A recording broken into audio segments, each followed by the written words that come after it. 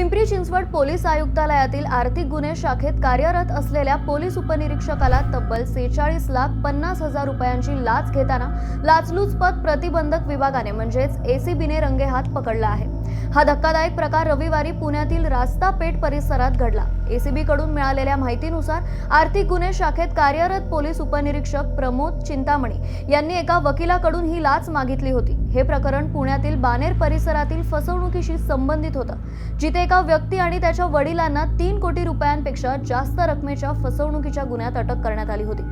या प्रकरणाचा तपास अधिकारी म्हणून चिंतामणी कार्यरत होते। आरोपींना मदत करण्यासाठी आणि जामीन प्रक्रियेत सवलत मिळवून देण्यासाठी त्यांनी सुरुवातीला 2 लाख रुपयांची मागणी केली होती, मात्र नंतर ही मागणी थेट 2 कोटी रुपयांपर्यंत वाढवली। याच पार्श्वभूमीवर तक्रारदार वकिलाने 27 ऑक्टोबर रोजी एसीबीकडे अधिकृत तक्रार दाखल केली। एसीबीने पडताळणी केल्यानंतर रविवारी रास्ता पेठ परिसरात सापळा रचला।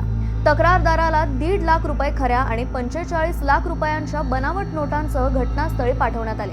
त्यावेळी चिंतामणी यांनी एकूण 46,50,000 रुपयांची लाच स्वीकारली आणि त्याच क्षणी एसीबीच्या पथकाने त्यांना रंगेहात पकडलं।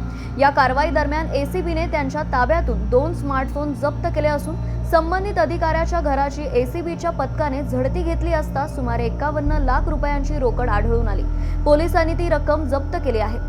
सध्या एसीबी कडून पुढील तपास सुरू आहे। या घटनेमुळे पोलीस दलातील विश्वासाला तडा गेल्याची प्रतिक्रिया व्यक्त होत आहे।